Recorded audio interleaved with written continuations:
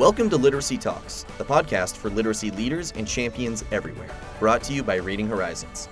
Literacy Talks is the place to discover new ideas, trends, insights, and practical strategies for helping all learners reach reading proficiency. Our hosts are Stacy Hurst, a professor at Southern Utah University and Chief Academic Advisor for Reading Horizons, Donell Pons, a recognized expert and advocate in literacy, dyslexia, and special education, and Lindsay Kemeny, an elementary classroom teacher, author, and speaker. Now, let's talk literacy.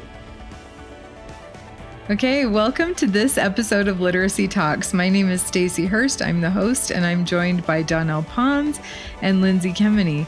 And we are here to talk about literacy. Today, we're actually going to talk about multilingual learners. Now, that is a newer term. I want to just tell you, they're previously known, and Donell and Lindsay, you can agree with this or not.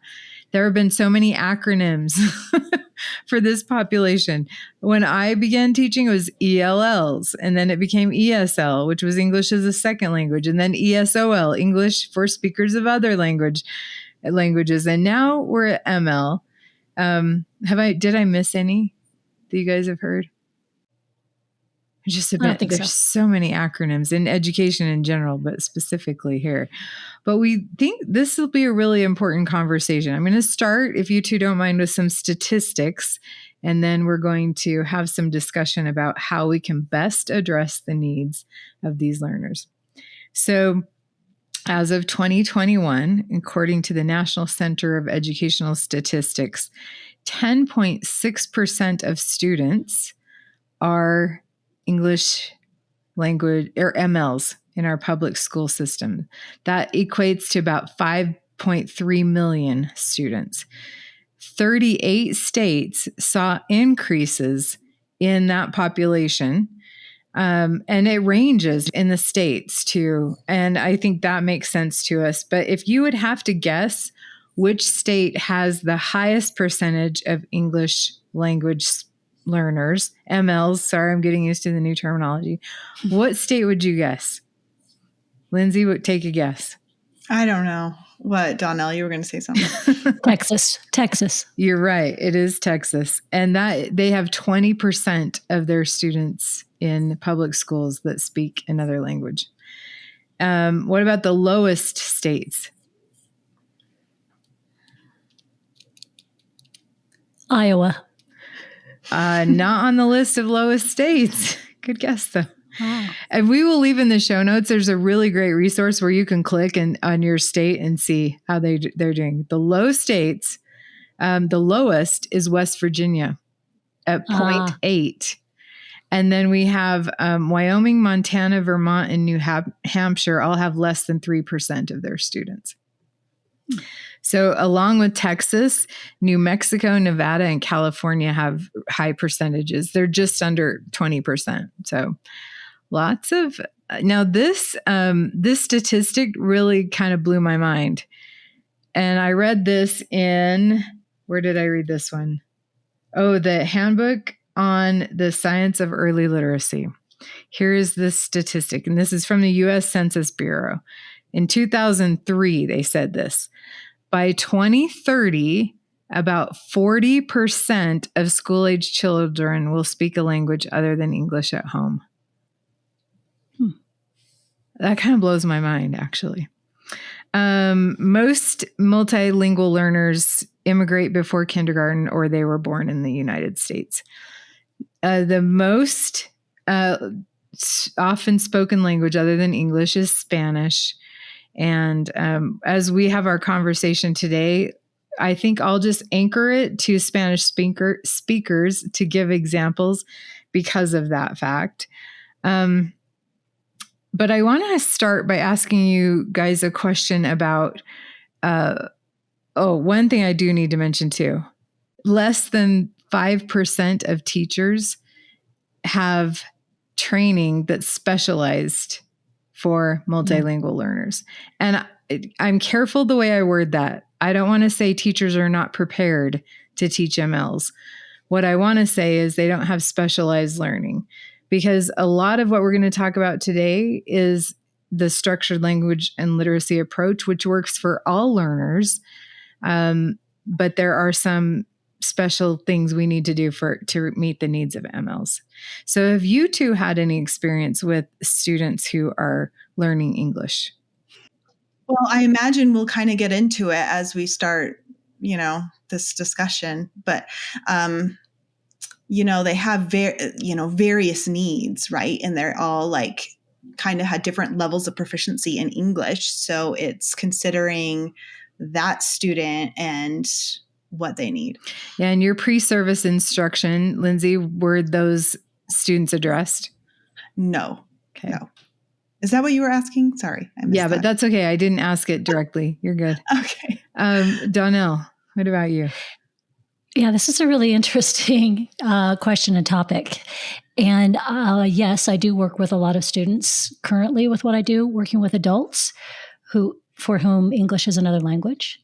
I also, when I received my first teaching assignment straight fresh out of my master's program in teaching, I moved into a middle school setting where I would say a bulk, if not a majority of my students fit that category of students that spoke another language other than English at home. And English was for them another language. And I received absolutely no training. We discussed that I would more than likely have students in my classrooms. And most of what was discussed in my program were things like cultural inclusivity, sensitivity to different cultures, but nothing about language, which really was their primary concern because I was teaching English. Yeah, interesting. Yeah. And that tracks with what I've heard from others as well. Now, I did not in my pre-service education. I do remember one day when phonics was mentioned, but the other area, I honestly don't remember learning a lot about students who don't speak English as their first language. I really don't have any memory of that. I did go on to receive my English language endorsement, and I learned a lot through that.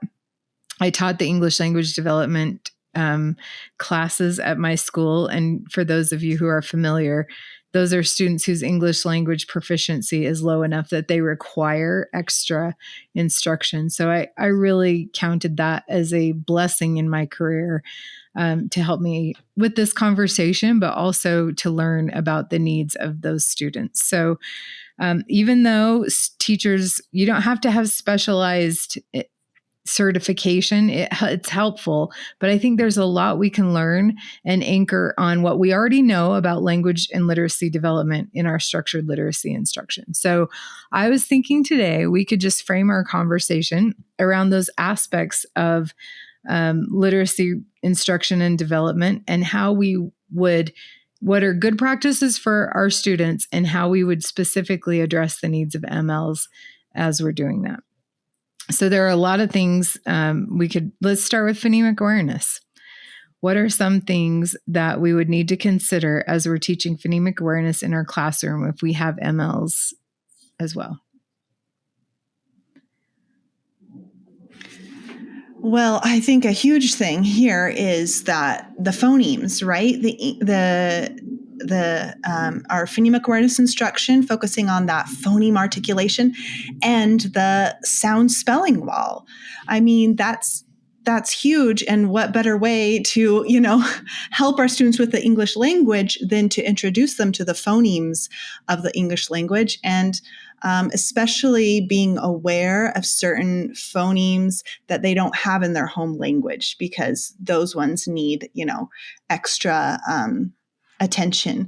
There's things like, I was hearing another teacher talk about this, the sh phoneme is very different. And she talks to her students about you have that CH sound, ch, and really needs to do a lot of work in helping them push that out to turn it into that SH sh sound. So just things like that. And, and the more we can do to kind of be aware of the sounds that are different, the sounds that are in English that aren't in their home language. Yeah, it's an excellent point. And you talked about the sound spelling wall and starting with phoneme, not only recognition, but articulation.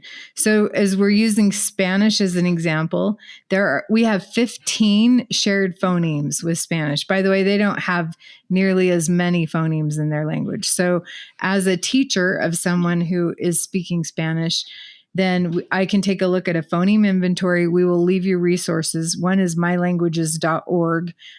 Color in Colorado is a great resource to help you know the differences for Spanish specifically, but they also have resources for other languages. But that would be an opportunity for a teacher to focus on the same phonemes you won't need to spend as much time on, but the phonemes they don't have in their language to really emphasize and lean into articulation as well. And Lindsay, you talked about it when you used the ch example. But I'm thinking too of maybe R's or L's, and in Spanish and English, they're pronounced a little differently. Donell, what would you add to that? So I'm glad, Lindsay, that you answered this first, because it addresses the younger learner, and then I'm working mainly with older students now. And what do they need? The same things, which is, something that they always come to me for help.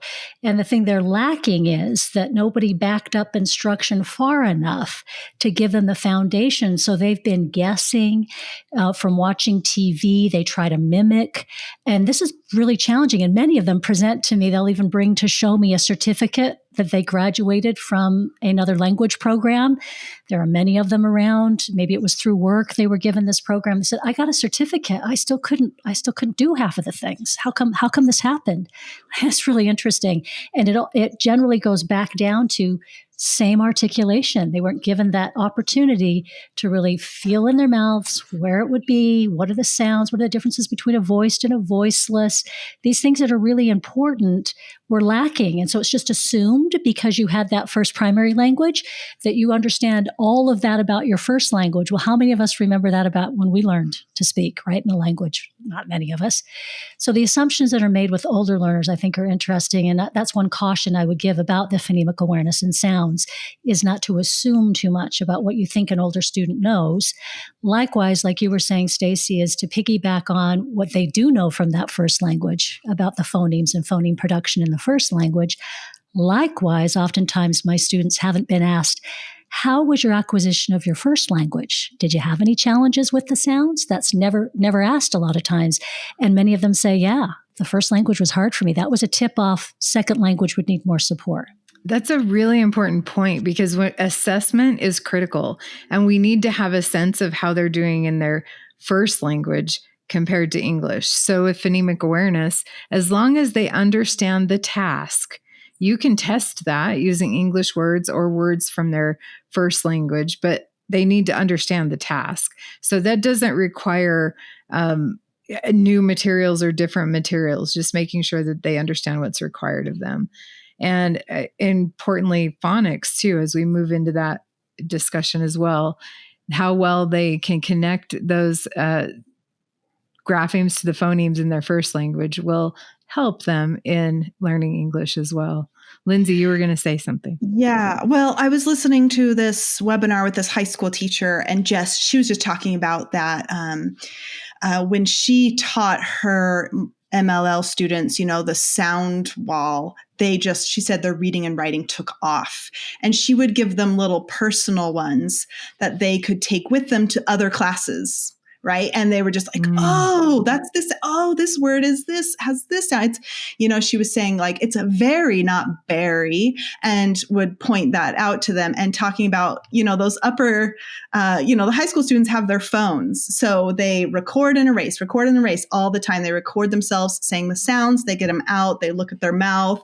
And I just thought that's really cool. And I think a lot of the things we're going to be talking about today, we can think about how they can be applied right to your space, Donell, to the older learner. It's almost some of the scaffolds and things we need to do. It's almost easier, I think, in the lower grades, because we're doing this a lot anyway. We're starting with the basics, so I think it can be a little bit more complicated if you have an older student who is brand new to English. Yeah, I'm glad you pointed that out. And technology would actually be a plus in that space because, like you said, Lindsay, chances are they have more interaction with technology and can use it. That's a good point. Also, a good time to remember that language development in the brain can always happen. We can always improve it, but we do have a window of opportunity, developmentally speaking, and it is right those ages between kindergarten and second grade that it's going to be easier to teach these concepts for students to learn these concepts than it will be later and to apply them. And Stacy, No, go ahead. Just quickly to make sure in this space that when a student is working on sound production, that it's never presented that you're doing it wrong or it's incorrect. Great. Yeah. That's another thing we need to be careful about. It's different, and maybe it might need a little tweaking so that the pronunciation is clear enough that I understand you. But this idea that it's wrong or incorrect or should be done differently because of that, I think we need to be careful in this space when we're doing that. Yeah. And I think that's where understanding as much as you can, you don't need to learn another language, but understand the differences between the two languages. I think we talked about this yesterday when we were having an informal conversation. But if a student spells the word fodder with a D, then we honor that in their language, in Spanish, that is how they would pronounce that sound because they don't have th in their language. So we would say, oh, you got all the sounds. And in English, this is how we spell it. And also really elevating those students because their brains are doing some really complex things that that most of our English language speakers as a first language really aren't required to do. Their cognitive load isn't as much.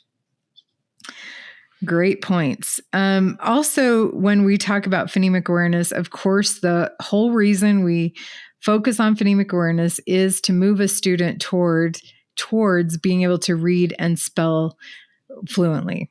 And one thing that I noticed when I was teaching English language development courses at my school, we could not use programs that focused on reading and writing. We had to only focus on speaking and listening. I can say this safely now, but I broke those rules. I did focus on reading and writing as well. So keep an eye out for that. If you're required to use a program, you might need to supplement by focusing on that phonics piece. So what are some things that are good practices for any student when we're teaching phonics that would be specifically relevant for our ML students? Routines. Like, don't underestimate that power of consistency.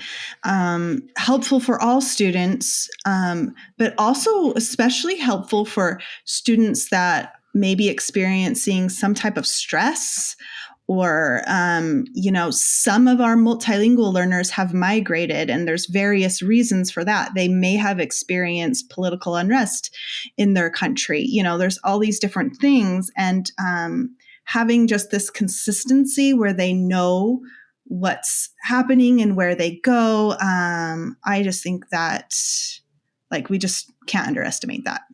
That's fantastic. Yeah, Donell.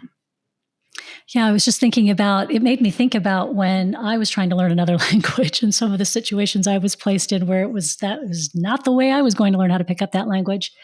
But it's also being familiar enough. Again, we don't have to be experts in their primary language of a student if it's a language we're unfamiliar with, but just having a general idea that language has order, it has rules, just like what you're teaching the student about English. There's order, there are rules. And so if you can be familiar with some of the patterns so that you can relate that for the student, because that's what we're going to be doing is teaching them the patterns. And then we're going to be starting with those patterns that have a lot of consistency statistically in the language. And then we'll move towards, obviously later when the student has a foundation, we'll move towards those things that statistically aren't as frequent in the language. But it's that pattern-based governing of how we put the phoneme and grapheme together. Yeah, all brains are pattern seekers, right? Another important thing about English compared to any other language, most any other language, and I'm anchoring things to Spanish today, they have 27 letters of their alphabet in Spanish, and we have 26, and most of those are the same. Their difference is they have I'm gonna Enye. I'm confident my high school Spanish teacher is not listening to me, but I pronounced that correctly. But also some of the letters look the same. They're the same letters, but they represent different sounds in the language.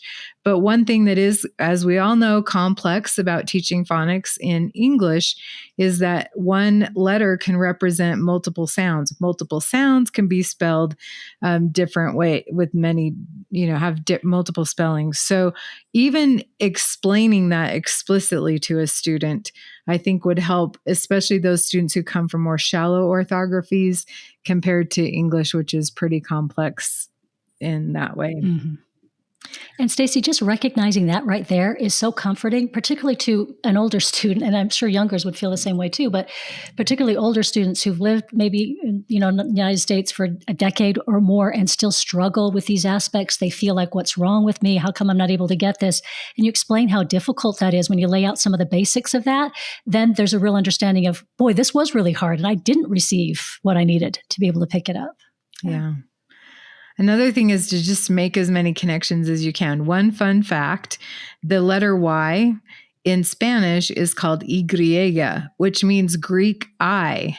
And when we teach the many jobs of Y, as we call it in the Reading Horizons method, and we teach how many sounds Y can represent, that will help them to remember that it can represent that I sound.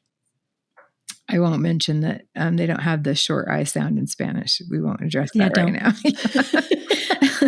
The other phonics aspect that I think of when I think of my ML students that I've had over the years is that ED suffix, and how to help them understand how to pronounce that is complex but doable, right? And it's complex even for speakers of English, but those are things to really emphasize.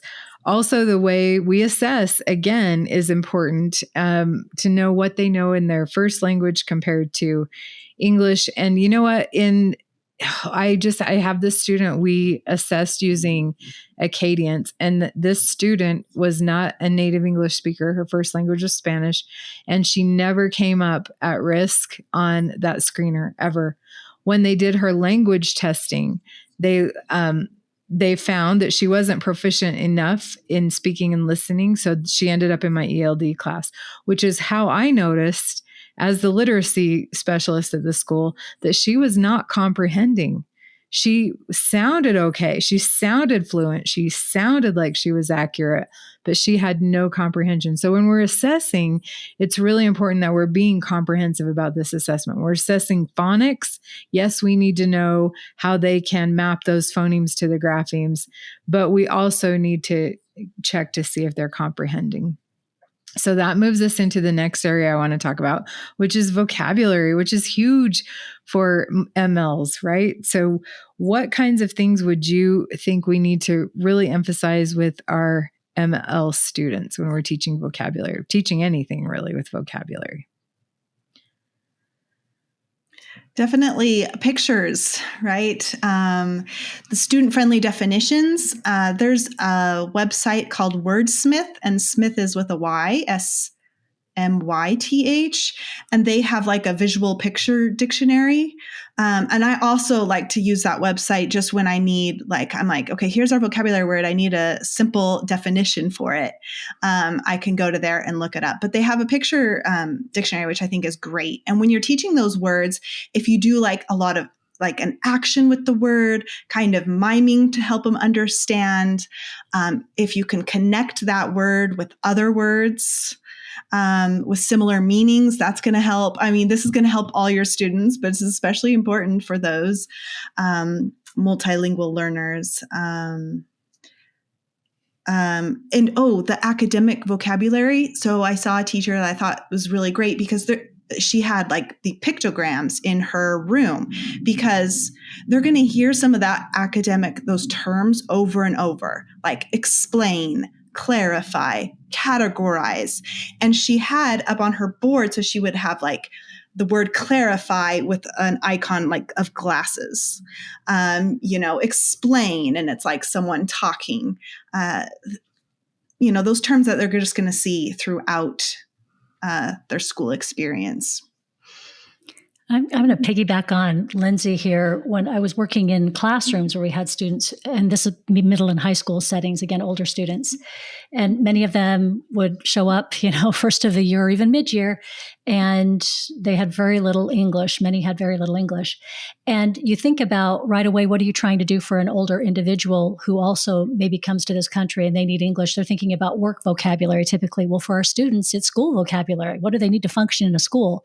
And so in a lot of those places in the rooms, we would place labels that were, if we had a majority of students with a particular language, then you would have it in that language and then also English. But labeling things and pictures were often on things. If we were at that level, we were using pictures. But to get them familiar with just language within the classroom, because that could be really daunting for a student. And then I always like to remind instructors, because I had a bunch of individuals who were helping with reading and teaching English to a lot of students. On the way to and from, when you would go, say you're going to go work with a group and maybe you move the group from one location to another, or it's an individual student and you're moving from one location to another, I said, use that as an opportunity to grow vocabulary. So you're touching the wall and you're repeating wall. The student would repeat wall. You're going to look at the floor, touch the floor. We would stairs, talk about stairs, anything we walked by. I also had somebody talk to me the other day, and I thought it was a fantastic idea. They're working in a high school where they have a high number of students who are learning English, and they have students take the opportunity to talk to adults using their English. And so those students have, either you put a pass, they're learning English. There's a little sign so that they don't get called out. What are they doing in the hall? Why are they talking? It's like a little colored dot so they know, oh, this student is learning English. And then they encourage them, and they get so many points for trying to have an English conversation with an adult. So it'd be teacher, administrator who's in the hall. That is a great idea too. Yeah, and providing a lot of opportunities for students to have those conversations. I think just oral language development in general. Another thing in the way of vocabulary instruction is with anything, you want to provide students enough practice opportunities. And that includes speaking and listening as well as reading and writing. So I think that's a really important thing to emphasize and to provide opportunities for them to do that. One thing I know I tried to change in my practice, and this is a really good example of something that's good for native English speakers as well, but just answering in complete sentences, something that simple, requiring that of your students. What color is this picture or this object? Instead of just saying blue, say that ball is blue, or, and if somebody's learning English hesitates in being able to do that, then give them a stem, start them off, say this ball is, and they can say blue, and then have them repeat the sentence. So that helps build speaking and listening vocabulary along with, like you talked about too, Lindsay, academic vocabulary that they're more likely to see when they're reading and spelling. Good points. What else with vocabulary? Because vocabulary is big. What about in the way of morphology?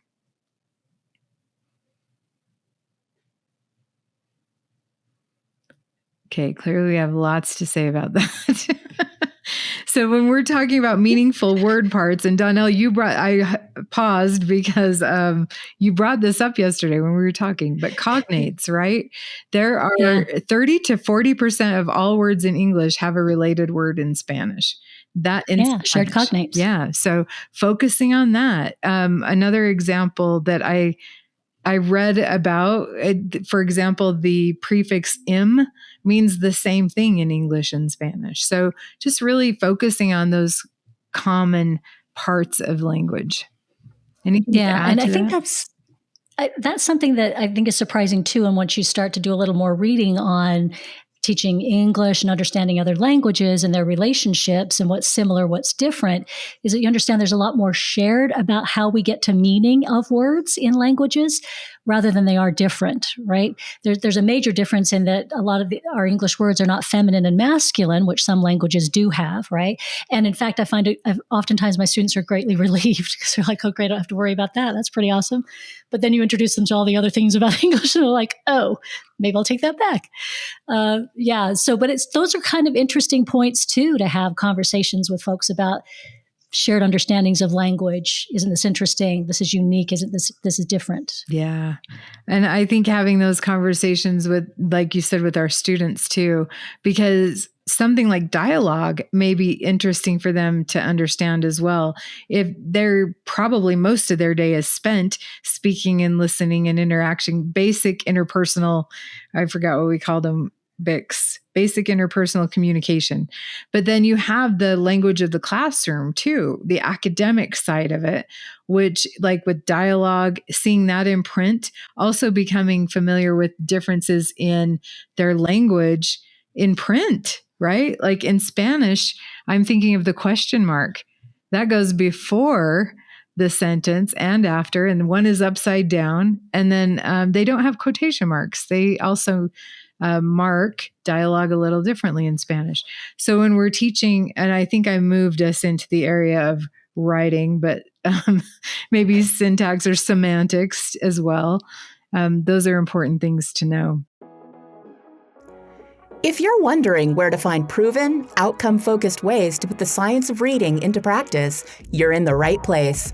Reading Horizons Discovery is the evidence-based foundational literacy program educators asked for and helped create, with integrated components emphasizing phonics, phonemic awareness, high-frequency words, and rapid assessments that make grouping and individualized instruction easy to manage and deliver. This is the program that makes literacy instruction streamlined and more successful for teachers and students alike, so all learners can achieve reading proficiency. Go to readinghorizons.com/product guide to download the complete program details today. And Stacy, you're kind of touching on something Stanislaus Dehaene talked about, and we'll put a link to this because it's a free video on YouTube, which I think is amazing. The Reading League, it was where he spoke at a conference in San Diego, April 2024. It was really good. If you can't tell, I think it was amazing with the enthusiasm in my voice. But one of the things that Stanislaus talked about, and I thought it was really interesting, is he said there needs to always be careful guidance of the visual attention to how we read also in whatever language it is. So it's pointing out to somebody who's learning English, the top to bottom, left to right nature of how we read and how to carefully move through a sentence and the things that are important. Just like you're talking about looking for that question mark at the beginning, at the end might be in another language, but yet quotation marks are not, but not assuming that we know these road marks and making sure those are taught with intention like the other pieces are. Oh, I love that. Something I wanted to mention as you were talking brought it to mind as well. I know when we have these when we're focusing on students who are learning English, we expect them to be a year behind their peers at best, right?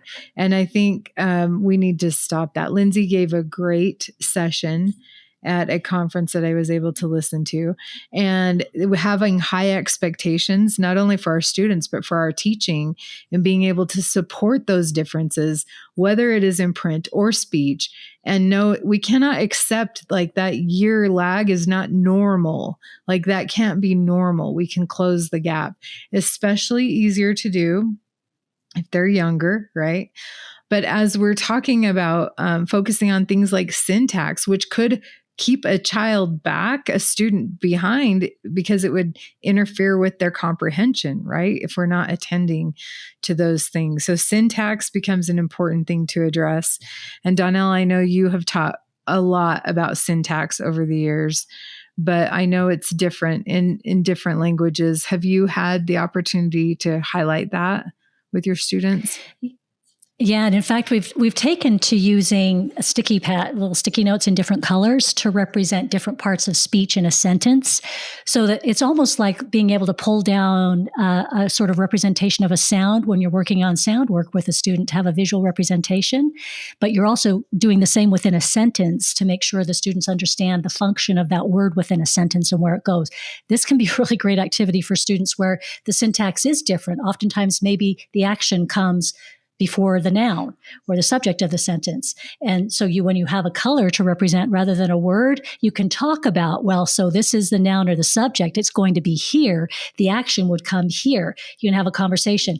Oftentimes that gives the older student and students of different ages an opportunity to not be concentrating on the words themselves, but rather the concept of what you're trying to teach them about how you order the word.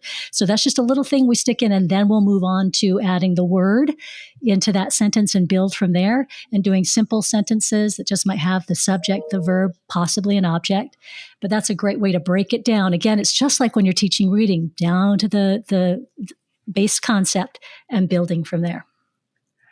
And one resource that can help with that is the Syntax Project. I think it's the syntaxproject.org, I think. And it's really nice because it has these pictures for you, and you're kind of teaching them the basics of a sentence. So we start first grade, it starts with a who and a do. And what's the who and what's the do? And then it will have just pictures there. And the students, we determine together what's the who, what's the do, and now put that in a sentence. And then after, time with that, then you're going to add in a where or, a why. And so I had a student last year who had just brand new to English. He hardly knew any English. And so he would go, like, if it was a picture of a dog jumping, he would say, dog jump. When it's time to put it into a sentence, that's all he could do. And so I can go there and I can model and I can say and have him echo the dog. And he would say, the dog is jumping, is jumping. The dog is jumping. And then he could echo, the dog is jumping. So just like break it down. Now, some of your students, you might be able to, if they can't put it together in a sentence, you might be able to just say the whole sentence and then they do it. But as an additional scaffold is to break it down. The dog is jumping. And you could add it on. So you could go, the dog is jumping. They echo. The dog is jumping over the fence, and gradually add a little bit more onto that sentence. So just thinking of those scaffolds that, this activity, like in my first grade, it's going to benefit everyone, but not everyone is going to need that level of support. So it's an activity that everyone can do, but you're giving more support and more scaffolds to the ones who need it. And always with the focus on comprehending it, right? And helping in that way. I'm also thinking, how awesome to start on that sentence level. And again, this is a great example, good for all learners. Even if you've been speaking English, it's helpful. And Stacy, this points out with Lindsay's example, the real challenge of the older student who comes to this country for whatever reason. You're here and maybe you have very little introduction to English and you're in a middle school. Right. So think about, this is fantastic. Lindsay's talking about this great opportunity in a first grade classroom. But this student sitting in a 9th grade English class, this is one of the things we do here to students that is really harsh, is they might get a little bit of time in a separate classroom if they're lucky to get some English introduction, but they're expected very quickly to then show up into a 9th grade English classroom. Wow. Right. Think about that. It's just, we ask a lot. Yeah, it's true. This is very true. What are some other ways, and probably this is the big emphasis at the end of the podcast episode here, what are other ways we can support comprehension for our ML students? Well, I heard a term that was new to me that I really liked, text engineering. Have you guys heard that? I really like that term, text engineering, and talked about you don't always need to simplify the text. Like sometimes we talk about, let's get a simpler version that has the same type of content. You don't always need to do that. You can engineer the text. So you can chunk it. You can put it into little chunks. And you can embed pictures. Like if it's digital, right? I'm thinking of upper elementary too for that. But if you could add in captions or visuals, you could have them listen. If you're going to read a story, could they listen to the story in their home language before you read it in English? That would be really helpful too. And the idea I saw also with the text engineering that I thought was neat. Let's say it's a nonfiction story or that they need to read, and how they have captions. Well, before they read, they would have them create questions based on the text features. So they would create those questions, and then when they read it, their questions could be answered while they're reading it. So I just thought it was neat. I hadn't heard of that before, text engineering, and I just liked the idea of that. But just think about those texts. They're complex. What can you do to break it down and help? What scaffolds can you help, use to help that student understand it? I love that. So again, I'm going to hark back to that Stanislaus video because it was so good. But so you'll really want to watch it on YouTube is what I'm saying. But he talked about this too, which was really interesting. And he talked about the joint importance of decoding and comprehension. And he made a really interesting point. And again, this might be another discussion we could have for a podcast because I think it would be very interesting. But on sort of a graph that he drew of the sort of optimal, or you're having a good experience with learning to read and write, he shows this graph and he gives the first 6 months to a year of instruction to decoding. And yet he shows comprehension fanning over the entire graph. So that's how he overlays. So I'm giving you 6 months to a year to learn the decoding system, to get the patterns down. And then you're getting this entire lifetime of comprehension, which is really interesting. I thought it was interesting to think about. But then you talk about, what about this individual who didn't learn to decode? Maybe they have dyslexia or whatever other reason. Decoding was very challenging for them. They didn't get what they needed. And that you cannot make up for by pretending it's not there. In other words, you can't sit a student down in 9th grade with a 9th grade text and they have the reading capability of 5th grade and expect that that's going to turn out okay. And so he had an X mark through sitting down students with text they can't decode, because then they'll just guess and use all kinds of other unproductive, means in which to try to get to that text. So that means, like Lindsay's saying, all these other ways in which we help a student to be able to reach the demands of the text where they're at, while still ensuring that they have the ability, that they're learning how to decode, right? And whether that takes, how much time that takes, depending on the challenge, we need to be aware of that. So that's what I think about in the middle and high school and adult space, is providing opportunities for individuals to meet the demands, their literacy and comprehension demands where they're at, while at the same time honoring the desire and the need to still learn to decode so they can do that on their own. So that, for me, in that older space, when you're talking about, hey, what can I do to support? That's a lot of things like Immersive Reader that Microsoft has. These programs that I can either input the information that I would like read to me, and with pictures too, opportunity for vocabulary, to interact with vocabulary, so I can meet the demands of what's being asked of me, while still honoring that I would like to pick up decoding skills, and I can, as we know that I can if I'm taught correctly, to be able to do that. Yeah, and we can focus on that no matter if we're on the word level, if we're on the sentence level, if we're on the passage level. And I think, thankfully, we do have technology that will help the teacher too. So if I'm teaching a word like cat to my students, just something even simple, then I could translate it into another language. And so they can make those connections. It does feed into that lexical quality idea. The more a student knows about the word, including the meaning, will help them to get it in their long-term memory faster. So all of those things come into play there. And, Stacy, you're talking about comprehension here, and I just have to add, because it's something that's happened within the last few weeks. In the evenings, my son has taken, and mind you, he now reads really well. I think I've said before he has dyslexia, and boy, did that take years and years and years and years and years to be able to help him. But we finally got there, stumbling along because I didn't have the information I needed. So hopefully a lot of folks have what they need today. But one thing I think is really interesting is that he's been coming in regularly, has a book he's really enthused about. It's about screenwriting. He's really enjoyed it. And he is doing the thing that I did with him when he was young. I love seeing this. When he was young, because he couldn't reach the text, but he had the ability to comprehend far better and to be able to get into a text than he could decode. And so we would read. He would do his own reading and practice, but then we would read a text of a higher level to him and then have engaging conversation. I mean, since he was little. Well, I've noticed that that's something he's now reverting back to. Yes, he'll come in and read the text to me. And in fact, it was funny because he shared the book with me and he says, I can see you're not going to get around to reading this. so why don't I just start you off? Which I thought was so great. So he starts reading and it's beautiful. And he does his read and then he'll stop and he'll do a little reflection. Well, what do you think about? And we have a nice conversation. And I realized we're doing exactly what we did when he was young, but he loved that, right? So if you really get a student into having comprehension and understanding that they can take a text apart, there's such joy there that will carry them, right? Yeah, absolutely.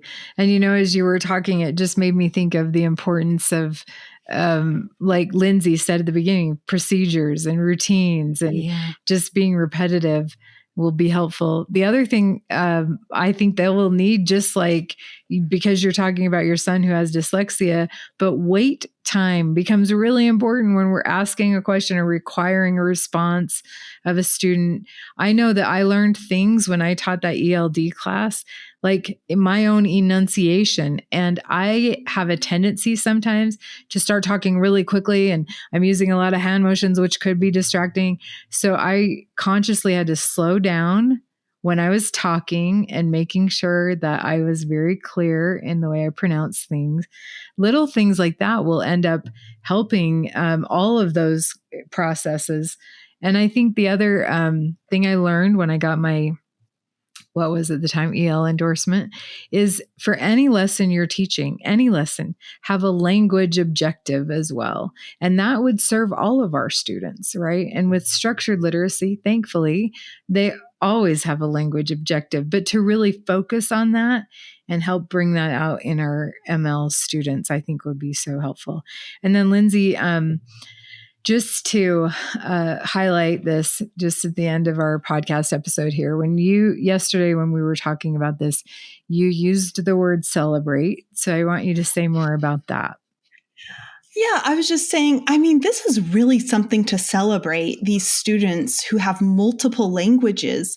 What an amazing advantage for them that's going to carry them and be so helpful throughout their lives. So I think, our attitude towards it can be really positive, and let's support the home language and in their learning English, because it's just, I just think it's amazing. And when I hear my students, speak in another language and then also hear them speak in English, like I marvel at it. I'm just, oh, that's amazing. I wish I could do that. So really, it's something to celebrate. And I think also we need to, we want to create that in classroom environment, that positive, welcoming environment. And by celebrating them, I saw a teacher that would hang the different flags from different students' countries up. She had a map up in her room, and everyone got to put their name on the map. And I thought that was really neat. But don't draw attention to the student without, like, in front of everyone else. Like, be cautious of that, unless they want to say something or talk about it. But I just think we can think a lot about also just being welcoming in our classrooms, and what can we do to show them that we celebrate them and we celebrate their culture and this gift of language. Yeah, language is culture. And I would add to that, I appreciate and love what Lindsay said, and add the parents as well, and reassure the parents that that's fantastic that you are speaking multi-languages, right? So obviously they're speaking another language at home, oftentimes with the student, and to make sure that they know that's okay and you're great with it. You think it's fantastic. And none of this, oh dear, you're speaking too much of the other language, that oftentimes might be, some people, they have that idea and it just isn't true. And making sure that we're not perpetuating that, because that really isn't true, of acquiring another language, and being supportive of the parents as well. It's true. And some parents do feel like, oh, I can't encourage our first language because they won't learn English, and really helping them to understand that's not the case. So I'm having very fond memories of my time in first grade. And I had a student named Eduardo who is from Mexico, and his mother would visit Mexico frequently. And she'd always bring back games or candy, and we always gave that airtime in my classroom. And my students were actually learning Spanish, not formally, because I can only speak Spanish in the present tense, but we were learning vocabulary words in Spanish. And I remember, you guys, I don't even know, maybe we edit this out, but when I was in high school Spanish, we started every class period by reciting the Pledge of Allegiance in Spanish. Why? I do not know. I feel like it's an interesting activity, but whatever. But I learned it. I can, to this day, with a high level of accuracy, repeat the Pledge of Allegiance in Spanish. I will not do that because my pronunciation isn't great. But in my first grade classroom, whenever I wanted my students' attention, sometimes I would just start reciting the Pledge of Allegiance in Spanish. And it's amazing how many students will listen to you when they don't understand what you're saying, right? Like, she's speaking a whole different language. Well, I remember the first time I did that, and Eduardo was working with a group of students. All of a sudden he pops up his head. Hey, I know what you're saying. And all of my students were like, you do? Like it was some big, great thing. And I did. I celebrated that. Yes, he does. And there goes my secret language because Eduardo knows it. And so it became just a really cool thing in our classroom, and part of that culture too. He was able to bring it in.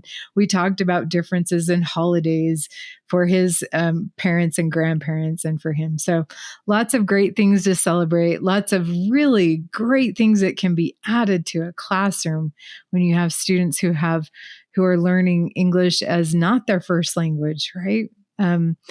So many great possibilities. So thank you today for our conversation. Is there anything that we didn't cover that you were just dying to say? No. Okay. Donell and Lindsay are shaking their head no. So on that note, we will thank you again for joining us for this episode. Feel free to share with us any ideas that you have, anything that's worked for you with MLs, and then take advantage of all the resources that we're going to be listing in the show notes, because there are a lot of them for this episode. And we hope to see you on the next episode of Literacy Talks. Thanks for joining us today. Literacy Talks comes to you from Reading Horizons, where reading momentum begins. Visit readinghorizons.com/literacytalks to access episodes and resources to support your journey in the science of reading.